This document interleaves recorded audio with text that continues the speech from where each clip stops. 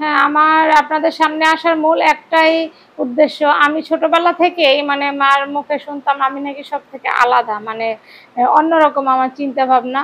তো সবাই তো প্রস্তাবের মাধ্যমে বিয়ে করে বা মা বাবার দেখানো ছেলের সাথে বিয়ে করে। আমার ইচ্ছে আমি রিলেশন করে বিয়ে করব। হ্যাঁ, এখন হয়তো বা অনেক দর্শক বলবে যে আপনি কি কারোর সাথে রিলেশন করেন না, বা কেউ আপনাকে বিয়ে করতে চায়নি। এটা না যে রিলেশন করতে চায় না বা বিয়ে করতে চায় না, ওটা না।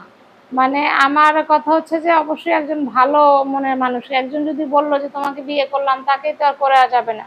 দেখে শুনে বুঝে তারপরে বিয়ে করতে হবে, কারণ বিয়ে তো আসলে পুতুল খেলা না যে আজকে ভালো লাগলো খেললাম, কালকে ভালো লাগলো আবার ছুঁড়ে ফেলে দিলাম। আমার খুব শখ, খুব ইচ্ছা আমি রিলেশন করে বিয়ে করতে চাই। এটা আমার খুবই ইচ্ছা, কিন্তু অবশ্যই সেই লোকটা অবশ্যই ভালো হতে হবে, ভালো মনের মানুষ হতে হবে। কারণ অনেক জায়গায় দেখছি মানুষ মা বাবা বিয়ে দেয়, ওখানেও মানে সুখে থাকতে পারে না। আবার অনেকে দেখবে রিলেশন করে বিয়ে করে, সেখানেও সে সারা জীবন তার সাথে পার করতেছে। আবার এমনও আছে যে রিলেশন করে বিয়ে করে কিন্তু তাকে ফেলে রেখে চলে যায়।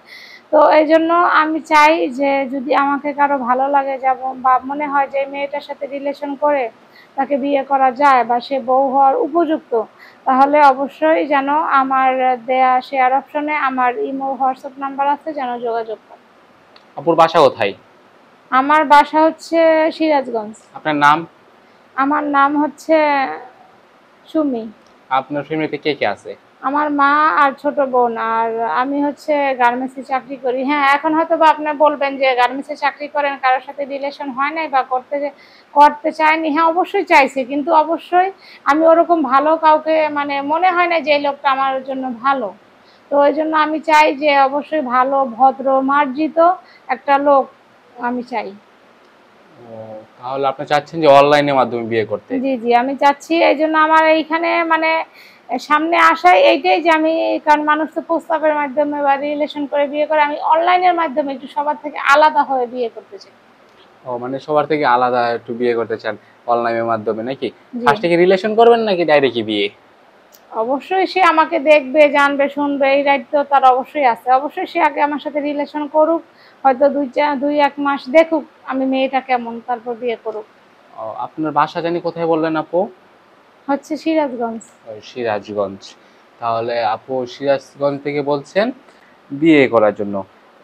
বর্তমানে কোথায় থাকেন, সিরাজগঞ্জে নাকি জি, ঢাকায়? না, বর্তমানে আমি ঢাকা আছি। যেহেতু আমি বললাম না আমি গার্মেন্টসে চাকরি করি। ও, তাহলে ঢাকা আছেন। তাহলে অবশ্যই আপুকে এই আপনার নাম্বারটা জানি কোথায় আছে আপু?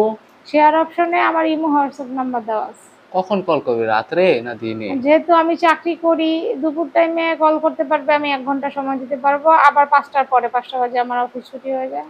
ও, আচ্ছা, তাহলে দেখতে পারলেন আপুর জীবন কাহিনী।